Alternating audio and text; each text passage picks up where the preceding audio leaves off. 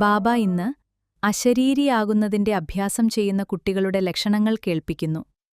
ജ്ഞാനസാഗരമായ ബാബയുടെ മധുര മഹാവാക്യങ്ങൾ കേൾക്കാം. ഓം ശാന്തി. 1-8-26 പ്രഭാതമുരളി ബാബ്ദാദ മധുബൻ.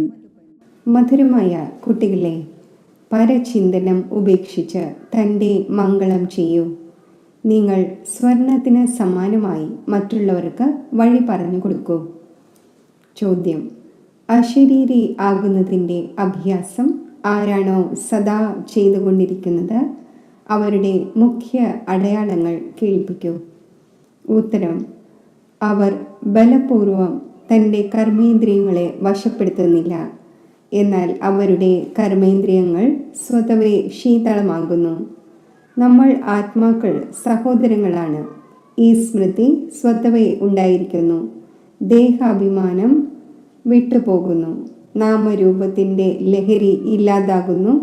മറ്റുള്ളവരുടെ ഓർമ്മ വരുന്നില്ല. ഗീതം: നീ സ്നേഹത്തിൻ്റെ സാഗരമാണ്. ഓം ശാന്തി. ഈ ഒന്ന് കേവലം സ്നേഹത്തിൻ്റെ സാഗരമല്ല, ജ്ഞാനത്തിൻ്റെ സാഗരമാണ്. ജ്ഞാനവും അജ്ഞാനവും. ജ്ഞാനത്തെ പകൽ എന്നും അജ്ഞാനത്തെ രാത്രി എന്നും പറയുന്നു. ജ്ഞാനം എന്ന വാക്ക് തന്നെ നല്ലതാണ്. അജ്ഞാനം എന്ന വാക്ക് മോശമാണ്. പകുതി കൽപ്പം ജ്ഞാനത്തിൻ്റെ പ്രാപ്തിയാണ്, പകുതി കൽപ്പം അജ്ഞാനത്തിൻ്റെ പ്രാപ്തി. അജ്ഞാനത്തിൻ്റെ പ്രാപ്തിയാണ് ദുഃഖം, ജ്ഞാനത്തിൻ്റെ പ്രാപ്തിയാണ് സുഖം. ഇത് വളരെ സഹജമായി മനസ്സിലാക്കേണ്ട കാര്യങ്ങളാണ്. പകൽ ജ്ഞാനത്തിൻ്റെതാണ്, രാത്രിയാണ് അജ്ഞാനം. ഇതും ആർക്കും അറിയില്ല. ജ്ഞാനം എന്ന് എന്തിനെയാണ് പറയുന്നത്, അജ്ഞാനം എന്ന് എന്തിനെയാണ് പറയുന്നത്? ഇത് പരിധിയില്ലാത്ത കാര്യങ്ങളാണ്. നിങ്ങൾ എല്ലാവർക്കും മനസ്സിലാക്കിച്ചു കൊടുക്കുന്നു. ജ്ഞാനം എന്താണ്, ഭക്തി എന്താണ്. ജ്ഞാനത്തിലൂടെ നിങ്ങൾ പൂജ്യരായിക്കൊണ്ടിരിക്കുന്നു. പൂജ്യരായി മാറുന്നു എന്നിരിക്കെ പൂജയുടെ സാമഗ്രികളെയും അറിയുന്നു. ഏതെല്ലാം ക്ഷേത്രങ്ങളും മറ്റുമുണ്ടോ നിങ്ങൾക്കറിയാം, ഇതെല്ലാം സ്മാരകമാണ്. അവരുടെ ജീവിത കഥ എന്താണ് അത് നിങ്ങൾ അറിയുന്നുണ്ട്. ആരാണോ പൂജ ചെയ്യാൻ പോകുന്നത് അവർ സ്വയം അറിയുന്നില്ല. പൂജയെ ഭക്തി എന്ന് പറയുന്നു. ഭഗവാന് ഭക്തരുമായി കൂടിക്കാഴ്ച നടത്തണം, ഭക്തിയുടെ ഫലം നൽകുന്നതിനായി. അതും ഭഗവാൻ തന്നെ വന്ന് പൂജാരിയിൽ നിന്നും പൂജ്യരാക്കുന്നു. പൂജ്യർ സത്യയുഗത്തിലും പൂജാരി കലിയുഗത്തിലുമാണ് ഉള്ളത്. കുട്ടികളായ നിങ്ങൾക്കറിയാം ഇന്ന് എന്താണ്, നാളെ എന്തുണ്ടാകണം. വിനാശം തീർച്ചയായും ഉണ്ടാകേണ്ടതുണ്ട്. ഏത് സമയത്തും സംഭവിക്കാം. തയ്യാറെടുപ്പുകൾ നടന്നുകൊണ്ടിരിക്കുന്നു. അനേകം പ്രകൃത്യാ ഉള്ള ആപത്തുകൾ ഉണ്ടാകുന്നു എന്ന് പാടപ്പെട്ടിട്ടുമുണ്ട്. ആഭ്യന്തര യുദ്ധം, പ്രകൃതിക്ഷോഭങ്ങൾ, അവയെ ഈശ്വരീയ ആപത്തുകൾ എന്ന് പറയുകയില്ല എന്ന് എഴുതേണ്ടതാണ്. ഇതാണെങ്കിൽ ഡ്രാമയിൽ അടങ്ങിയിട്ടുള്ളതാണ്. ഇതിൽ നാച്ചുറൽ കലാമിറ്റീസും എല്ലാം വരാൻ പോകുന്നു. വിനാശത്തിലും സഹായിക്കും. പെരുമഴ പെയ്യും, വിശന്ന് മരിക്കും, എർത്ത്ക്വേക്കും മറ്റും എല്ലാം വരേണ്ടതുണ്ട്. ഇവയിലൂടെ തന്നെ വിനാശം സംഭവിക്കേണ്ടതുണ്ട്. കുട്ടികൾക്കറിയാം ഇത് തീർച്ചയായും നടക്കേണ്ടതാണ്. ഇല്ലെങ്കിൽ സത്യയുഗത്തിൽ ഇത്രയും കുറച്ചു മനുഷ്യർ എങ്ങനെ ഉണ്ടാകും? തീർച്ചയായും ഒന്നിച്ച് വിനാശമുണ്ടാകും. കുട്ടികൾ നല്ല രീതിയിൽ അറിയുന്നുണ്ട്. ഈ എല്ലാ വസ്ത്രങ്ങളും കഴുകപ്പെടും. ഇത് പരിധിയില്ലാത്ത വലിയ മെഷീനറിയാണ്. വിസർജ്യം വീണ് വസ്ത്രം കഴുകിയതായി പാടപ്പെട്ടിരിക്കുന്നു. ഇത് വസ്ത്രങ്ങളുടെ കാര്യമല്ല, ഇത് ശരീരത്തിൻ്റെ കാര്യമാണ്. ആത്മാക്കളെ യോഗബലത്തിലൂടെയാണ് കഴുകേണ്ടത്. ഈ സമയം 5 തത്വങ്ങളും തമോ പ്രധാനമാണ്. അപ്പോൾ ശരീരവും അങ്ങനെയുള്ളതാണ് ഉണ്ടാകുന്നത്. പതീത പാവനായ ബാബ വന്ന് പാവനമാക്കുന്നു, മറ്റെല്ലാം ഇല്ലാതാകുന്നു. നിങ്ങൾക്കറിയാം പാവനം എങ്ങനെയാണ് ആകുന്നത്. വളരെ സഹജമായ വഴി പറഞ്ഞു തരുന്നു. മനുഷ്യരാണെങ്കിൽ ഒന്നും മനസ്സിലാക്കുന്നില്ല. എവിടെയെല്ലാം ഭക്തിയും യജ്ഞവുമെല്ലാം നടക്കുന്നോ അവിടെ പോയി മനസ്സിലാക്കിച്ചു കൊടുക്കണം. ആരുടെ ഭക്തിയാണോ നിങ്ങൾ ചെയ്യുന്നത് അവരുടെ ബയോഗ്രഫി മനസ്സിലാക്കുന്നതിലൂടെ തന്നെയാണ് നിങ്ങൾക്ക് ദേവതയാകാൻ സാധിക്കുന്നത്. അവർ ജീവൻ മുക്തി എങ്ങനെ നേടി അത് മനസ്സിലാക്കൂ. എങ്കിൽ നിങ്ങൾക്കും ജീവൻ മുക്തി നേടാൻ സാധിക്കും. ക്ഷേത്രങ്ങളിലിരുന്ന് ജീവിത കഥ മനസ്സിലാക്കിച്ചു കൊടുക്കുന്നതിലൂടെ നല്ല രീതിയിൽ മനസ്സിലാക്കും. നിങ്ങളും ബാബയിൽ നിന്നും തൻ്റെ ജീവിത കഥ കേൾക്കുന്നു. കുട്ടികളായ നിങ്ങൾക്ക് എത്ര വിവേകം ലഭിക്കുന്നു. പരംപിത പരമാത്മാവിൻ്റെ ജീവിത കഥ ആരും തന്നെ അറിയുന്നില്ല. സർവവ്യാപി എന്ന് പറയുന്നതിലൂടെ ജീവിതകഥ ആകുന്നതൊന്നുമില്ല. കുട്ടികളായ നിങ്ങളിപ്പോൾ പരംപിത പരമാത്മാവിൻ്റെ ജീവിതകഥ അറിയുന്നു. അതായത് ആദി മധ്യ അന്ത്യത്തെ അറിയുന്നു. ഈ സമയത്തെ ആദി എന്ന് പറയും. ഇതിൽ ബാബ വന്ന് പതീതരെ പാവനമാക്കുന്നു. പിന്നെ മധ്യത്തിൽ ഭക്തിയുടെ പാർട്ട് നടക്കുന്നു. ബാബ പറയുന്നു, ഈ സമയം ഞാൻ വന്ന് സ്ഥാപന ചെയ്യുന്നു, ചെയ്യിക്കുന്നു. ചെയ്യുന്നവനും ചെയ്യിക്കുന്നവനുമാണ്. പ്രേരണയെ ചെയ്യുന്നത് എന്ന് പറയില്ല. ബാബ വന്ന് ഇദ്ദേഹത്തിൻ്റെ കർമ്മേന്ദ്രിയങ്ങളിലൂടെ ചെയ്യുന്നു. ഇതിൽ പ്രേരണയുടെ കാര്യമില്ല. ചെയ്യുന്നവനും ചെയ്യിപ്പിക്കുന്നവനും തീർച്ചയായും മുന്നിൽ വന്ന് ചെയ്യിക്കും. പ്രേരണയിലൂടെ ഒന്നും തന്നെ സാധ്യമാകില്ല. ആത്മാവിന് ശരീരമില്ലാതെ ഒന്നും ചെയ്യാൻ സാധിക്കില്ല. ഈശ്വരൻ തന്നെയാണ് പ്രേരണയിലൂടെ എല്ലാം ചെയ്യുന്നത് എന്ന് വളരെ പേർ പറയുന്നു. ബാബ, താങ്കൾ പ്രേരണ നൽകൂ, എൻ്റെ പതിയുടെ ബുദ്ധി നന്നാകട്ടെ. ബാബ പറയുന്നു, ഇതിൽ പ്രേരണയുടെ കാര്യമേ ഇല്ല. പിന്നെ ശിവജയന്തി എന്തുകൊണ്ട് ആഘോഷിക്കപ്പെടുന്നു? പ്രേരണയിലൂടെ കാര്യം നടക്കുമെങ്കിൽ പിന്നെ എന്തിനു വരണം? ഒന്നാമതായി ഈശ്വരൻ എന്താണ് എന്നതറിയുന്നില്ല. ഈശ്വരൻ്റെ പ്രേരണയിലൂടെ എല്ലാം നടക്കുന്നു എന്ന് കേവലം പറയുന്നു. നിരാകാരൻ പ്രേരണയിലൂടെ എങ്ങനെ ചെയ്യും? ആ ഒന്ന് ചെയ്യുന്നവനും ചെയ്യിപ്പിക്കുന്നവനുമാണ്. വന്ന് വഴി പറഞ്ഞു തരുന്നു. കർമ്മേന്ദ്രിയങ്ങളിലൂടെ മുരളി ഉച്ചരിക്കുന്നു. കർമ്മേന്ദ്രിയങ്ങളുടെ ആധാരം എടുക്കാത്തത് വരെയും മുരളി എങ്ങനെ ഉച്ചരിക്കും? ജ്ഞാനത്തിൻ്റെ സാഗരമാണ്. അപ്പോൾ കേൾപ്പിക്കുന്നതിനായി വായ് ആവശ്യമാണല്ലോ. ഇപ്പോൾ കുട്ടികളായ നിങ്ങൾക്ക് മുഴുവൻ ലോകത്തിൻ്റെയും ആദി മധ്യ അന്ത്യത്തിൻ്റെ അറിവ് ലഭിച്ചു. മുഴുവൻ ജ്ഞാനവും ലഭിച്ചു. ജ്ഞാനമില്ലാതെ ഗതിയില്ല എന്ന് മനസ്സിലാക്കുന്നു. ജ്ഞാനം ആര് നൽകും? അജ്ഞാനമാർഗവും ജ്ഞാനമാർഗവും തമ്മിലുള്ള വ്യത്യാസം നോക്കൂ. വിജ്ഞാനം എന്നും പറയുന്നു. അജ്ഞാനമാണ് അന്ധകാരം. ബാക്കി ജ്ഞാനത്തെയും വിജ്ഞാനത്തെയും നമുക്ക് മുക്തി, ജീവൻ മുക്തി എന്നും പറയാൻ സാധിക്കും. നിങ്ങൾക്കിപ്പോൾ പാവനമാകുന്നതിനുള്ള ജ്ഞാനം ലഭിക്കുന്നു. നിങ്ങൾ സ്വദർശന ചക്രധാരിയാകുന്നു. ആരെങ്കിലും കേൾക്കുകയാണെങ്കിൽ അത്ഭുതപ്പെടും. പറയും, ആത്മാവ് ജ്ഞാനമെടുക്കുന്നു എങ്കിൽ ആത്മാവ് തീർച്ചയായും സംസ്കാരം കൊണ്ടുപോകുമല്ലോ. മനുഷ്യനിൽ നിന്നും ദേവതയാകുമ്പോൾ ജ്ഞാനം ഉണ്ടായിരിക്കേണ്ടതാണ്. എന്നാൽ ബാബ മനസ്സിലാക്കിച്ചു തരുന്നു, ഇത് പ്രാപ്തിക്ക് വേണ്ടിയുള്ള പുരുഷാർത്ഥമാണ്. പ്രാപ്തി ലഭിച്ചുവെങ്കിൽ പിന്നെ ജ്ഞാനത്തിൻ്റെ എന്താവശ്യം? സത്യയുഗം തന്നെ കുട്ടികളായ നിങ്ങൾക്ക് വേണ്ടിയുള്ള പ്രാപ്തിയാണ്.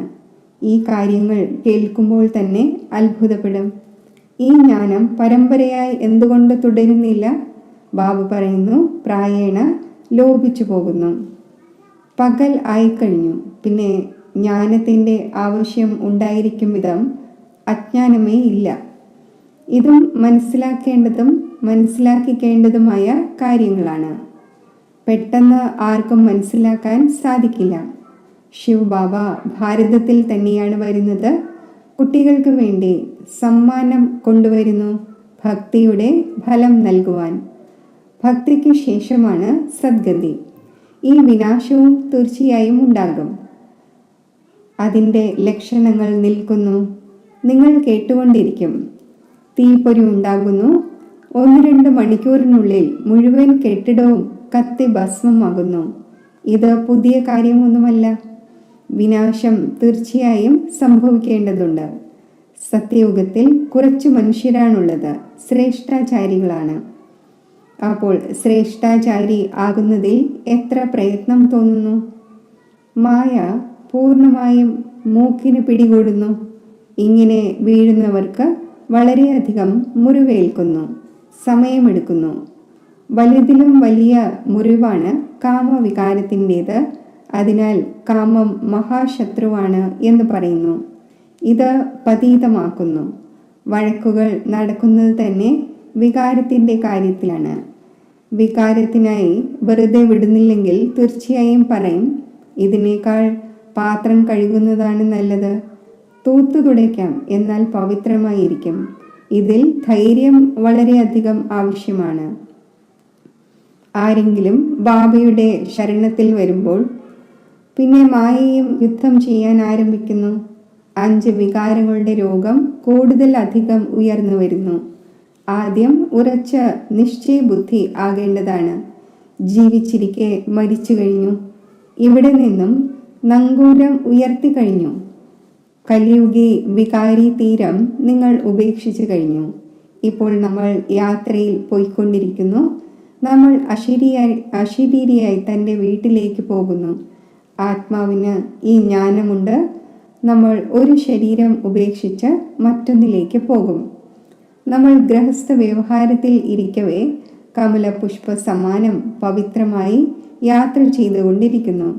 ബുദ്ധിയിൽ ഓർമ്മയുണ്ടായിരിക്കട്ടെ, ഇത് ശ്മശാനമാണ്. പിന്നെ നമ്മൾ സുഖധാമത്തിലേക്ക് പോകും. നമുക്ക് ബാബ സമ്പത്ത് നൽകുന്നതിനുള്ള യുക്തി പറഞ്ഞു തരുന്നു. പാവനമാകുന്നതിനായി നമ്മൾ യോഗത്തിലിരിക്കുന്നു. ഓർമ്മയിലൂടെ തന്നെയാണ് വികർമ്മ വിനാശമാകുന്നത്. അപ്പോൾ ആത്മാവ് ശരീരം ഉപേക്ഷിക്കും. യാത്ര എത്ര വണ്ടർഫുള്ളാണ്. കേവലം ബാബയെ ഓർമ്മിക്കൂ, തൻ്റെ രാജധാനിയെ ഓർമ്മിക്കൂ. ഇത്രയും സഹജമായ കാര്യം പോലും ഓർമ്മയുണ്ടായിരിക്കുന്നില്ല. അൽഫിനെ ഓർമ്മിക്കൂ, ഇത്രമാത്രം. എന്നാൽ മായയും ഓർമ്മിക്കാൻ അനുവദിക്കുന്നില്ല. പ്രയത്നം തോന്നുന്നു. ആത്മാവിന് ജ്ഞാനം ലഭിച്ചു. നമ്മുടെ ബാബ വന്നു കഴിഞ്ഞു. ആത്മാവാണല്ലോ പഠിക്കുന്നത്. ആത്മാവ് ശരീരത്തിലൂടെ ജന്മമെടുക്കുന്നു. ആത്മാക്കൾ സഹോദരങ്ങളാണ്. ദേഹാഭിമാനത്തിൽ വരുന്നതിലൂടെ പിന്നെ അനേകം സംബന്ധങ്ങൾ ഉണ്ടാകുന്നു. ഇവിടെ നിങ്ങൾ സഹോദരി സഹോദരനായിരിക്കുന്നു. പരസ്പരം സഹോദരന്മാരുമാണ്, സഹോദരി സഹോദരന്മാരുമാണ്. പ്രവൃത്തി മാർഗമാണല്ലോ. രണ്ടുപേർക്കും സമ്പത്ത് വേണ്ടതാണ്. ആത്മാവ് തന്നെയാണ് പുരുഷാർത്ഥം ചെയ്യുന്നത്. സ്വയം ആത്മാവാണ് എന്ന് മനസ്സിലാക്കണം. ഇതാണ് പ്രയത്നം. ദേഹാഭിമാനം ഉണ്ടായിരിക്കരുത്. ശരീരമേ ഇല്ലെങ്കിൽ ഏതുമായാണ് വികാരത്തിൽ പോവുക? ഞാൻ ആത്മാവാണ്, ബാബയുടെ അടുക്കിലേക്ക് പോകേണ്ടതുണ്ട്. ശരീരത്തിൻ്റെ ബോധം പോലും ഉണ്ടാകരുത്. എത്രത്തോളം യോഗിയായിക്കൊണ്ടിരിക്കുന്നു, കർമ്മേന്ദ്രിയങ്ങൾ ശാന്തമായിക്കൊണ്ടിരിക്കും. ദേഹാഭിമാനത്തിൽ വരുന്നതിലൂടെ കർമ്മേന്ദ്രിയങ്ങൾ ചഞ്ചലമാകുന്നു. ആത്മാവ് അറിയുന്നുണ്ട് നമുക്ക് പ്രാപ്തി ഉണ്ടായിക്കൊണ്ടിരിക്കുന്നു. ശരീരത്തിൽ നിന്നും വേറിട്ടുകൊണ്ടിരിക്കുകയാണെങ്കിൽ കർമ്മേന്ദ്രിയങ്ങൾ ശാന്തമായിക്കൊണ്ടിരിക്കും. സന്യാസിമാർ ഔഷധം കഴിച്ച് കർമ്മേന്ദ്രിയങ്ങളെ ശാന്തമാക്കുന്നു. അതാണെങ്കിൽ ഹഠയോഗമായില്ലേ? നിങ്ങൾക്ക് യോഗത്തിലൂടെ കാര്യം നടത്തണം. യോഗബലത്തിലൂടെ നിങ്ങൾക്ക് വശപ്പെടുത്തുവാൻ സാധിക്കില്ലേ?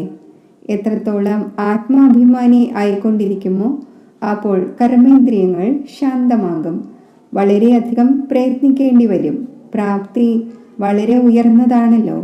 ബാബു പറയുന്നു, യോഗബലത്തിലൂടെ നിങ്ങൾ വിശ്വത്തിൻ്റെ അധികാരിയാകുന്നു. കർമ്മേന്ദ്രിയങ്ങളുടെ മേൽ ജയം നേടുന്നു. അതിനാൽ ഭാരതത്തിൻ്റെ യോഗം പ്രസിദ്ധമാണ്. നിങ്ങൾ മനുഷ്യരിൽ നിന്നും ദേവതയും പതീതത്തിൽ നിന്നും പാവനവുമാകുന്നു. പ്രജയും സ്വർഗവാസിയാണല്ലോ. യോഗബലത്തിലൂടെ നിങ്ങൾ സ്വർഗവാസിയാകുന്നു. ശാരീരിക ബലത്തിലൂടെ ആകുവാൻ സാധിക്കില്ല. പ്രയത്നം വളരെയധികമൊന്നുമില്ല.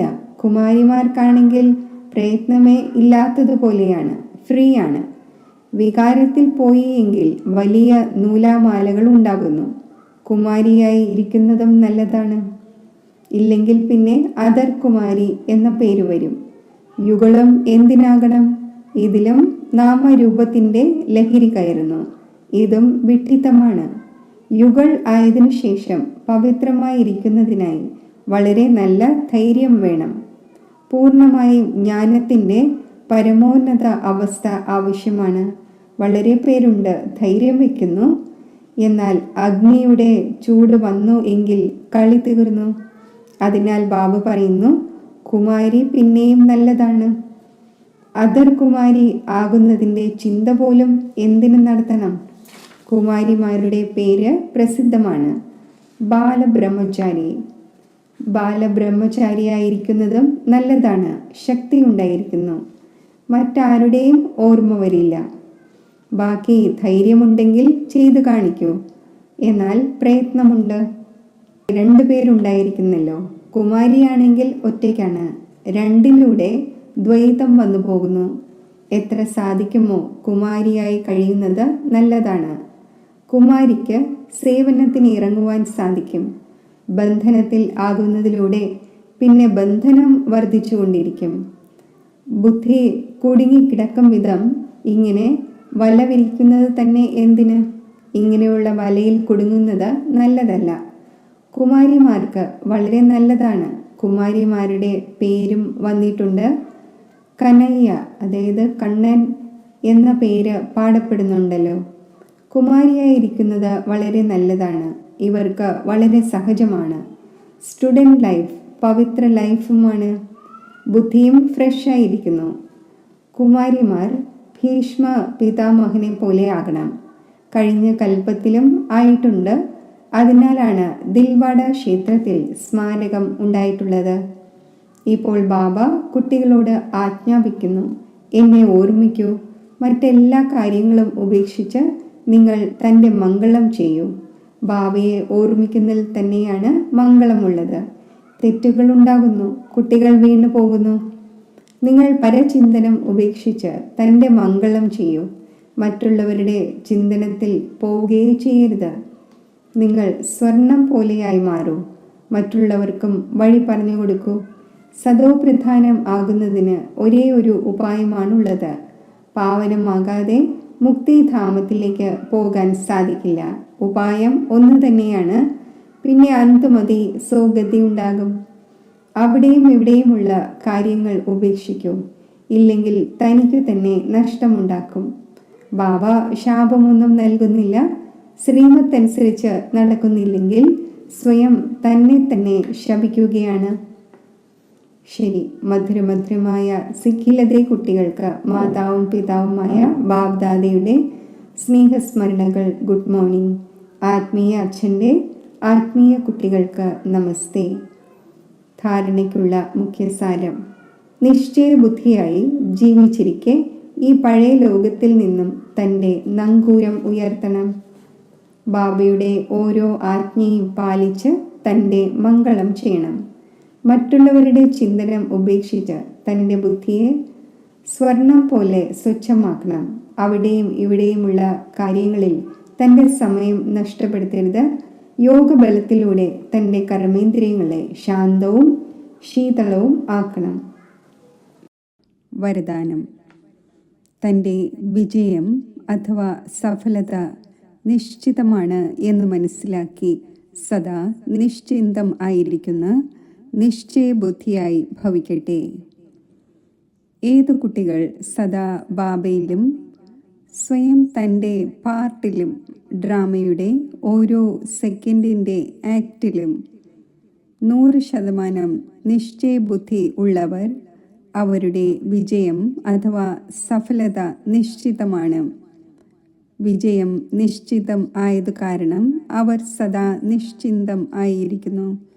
അവരുടെ മുഖത്തു നിന്നും ചിന്തയുടെ ഏതെങ്കിലും രേഖ പോലും കാണപ്പെടുകയില്ല. അവർക്ക് സദാ നിശ്ചയം ഉണ്ടായിരിക്കും. ഈ കാര്യം അഥവാ ഈ സങ്കല്പം സിദ്ധമായി കഴിഞ്ഞു. അവർക്ക് ഒരിക്കലും ഏതെങ്കിലും കാര്യത്തിൽ ക്വസ്റ്റ്യൻ ഉയരുകയില്ല.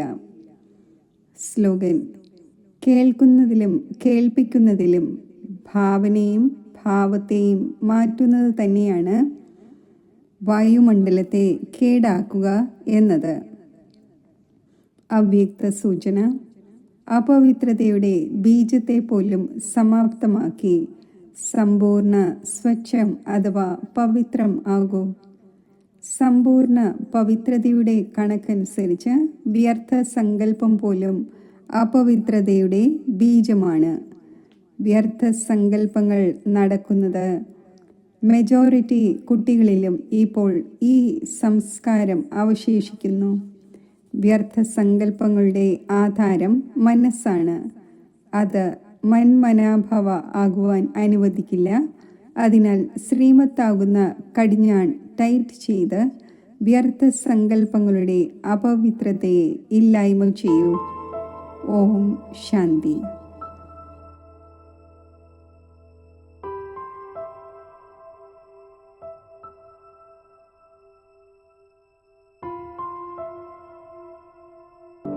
തപസ്വി ആത്മാവാണ് ഞാൻ.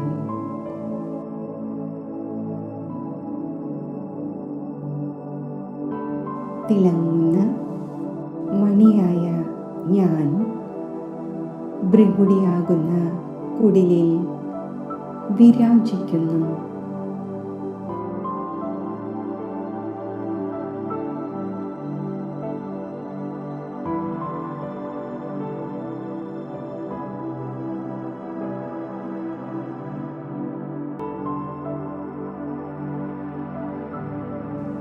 ഞാൻ സ്വരാജ്യ അധികാരിയാണ്.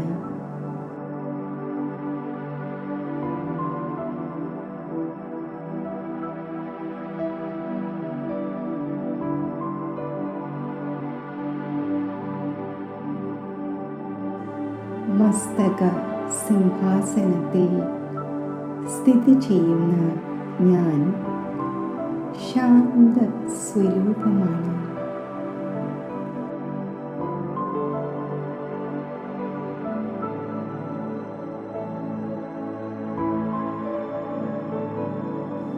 ആത്മജ്യോതിയിൽ നിന്നും 4 ഭാഗത്തും ശാന്തിയുടെ പ്രകാശ കിരണങ്ങൾ വ്യാപിക്കുന്നു.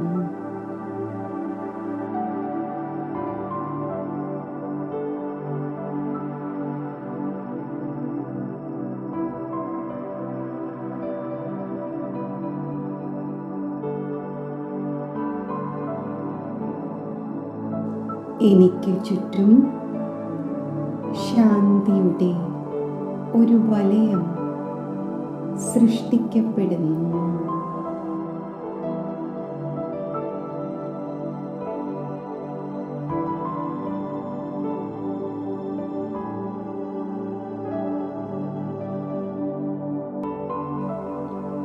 ഞാൻ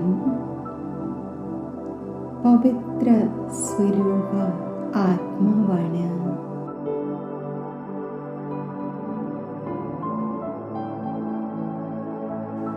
എന്നിൽ നിന്നും പവിത്രതയുടെ ഗോൾഡൻ ലൈറ്റ് 4 ഭാഗത്തും വ്യാപിക്കുന്നു.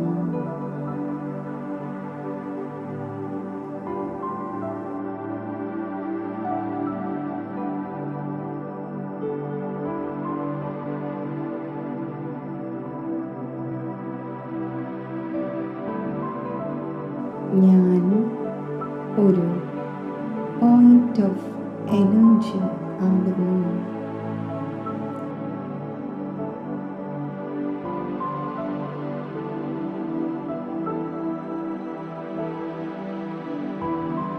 ഞാൻ മാസ്റ്റർ സർവശക്തിവാനാണ്.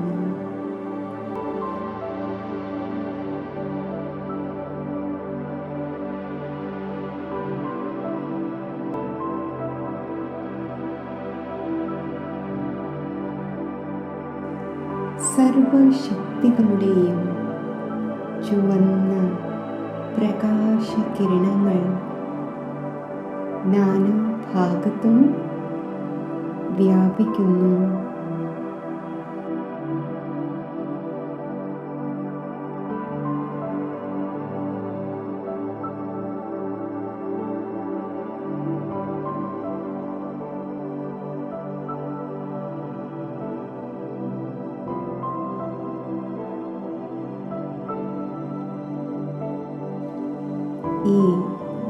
സൂക്ഷ്മ സ്വരൂപ അവസ്ഥയിൽ ഞാൻ പരമധാമത്തിലേക്ക് സഞ്ചരിക്കുന്നു.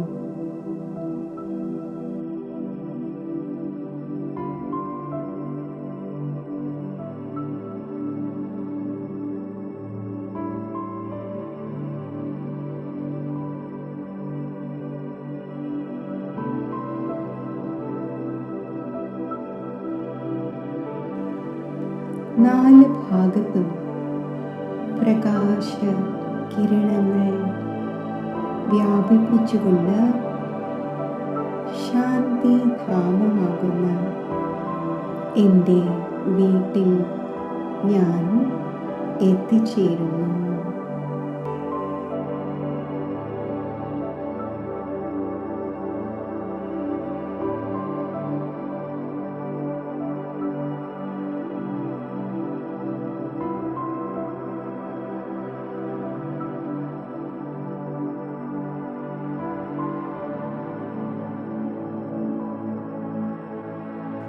നാല് ഭാഗത്തും സർവത്ര ശാന്തി നിറഞ്ഞിരിക്കുന്ന ഈ സ്ഥാനത്ത് സ്ഥിതി ചെയ്യുമ്പോൾ ശാന്തിയുടെ ഗഹനമായ അനുഭൂതി എനിക്കുണ്ടാകുന്നു.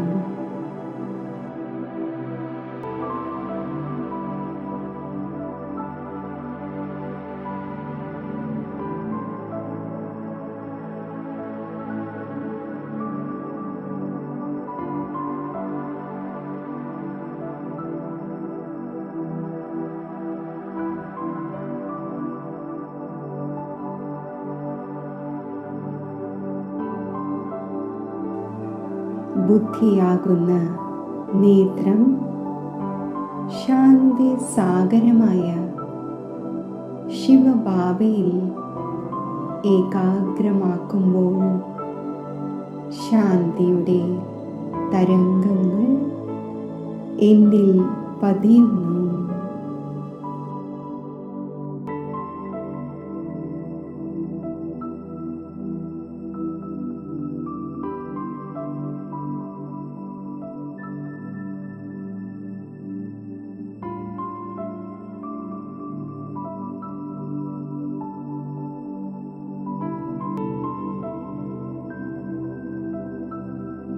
ഞാൻ മാസ്റ്റർ ശാന്തി സാഗരമാകുന്നു.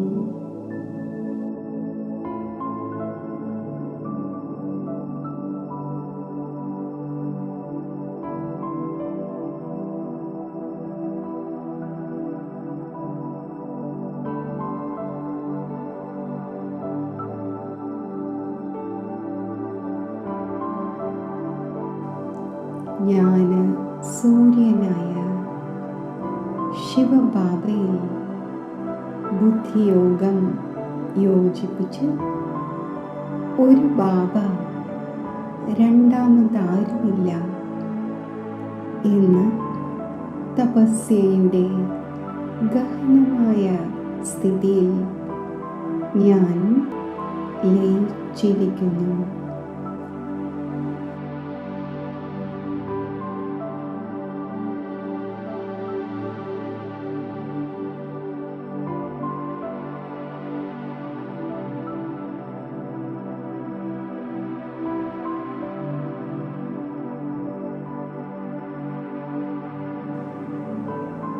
പരമാത്മാ മിലനത്തിൻ്റെ ഈ ശ്രേഷ്ഠ അനുഭൂതിയിൽ ലയിച്ചിരിക്കുമ്പോൾ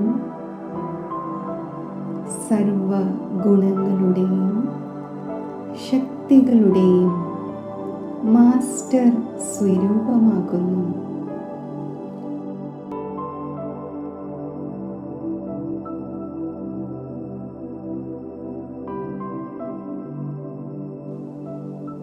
മധുരമായ ബാബ, അങ്ങയുമായുള്ള ഈ മധുര മിലനം ജന്മജന്മാന്തരങ്ങളിലെ ഭാഗ്യം ഉണർത്തുന്നു. സർവപ്രാപ്തി സമ്പന്നമാക്കുന്നു.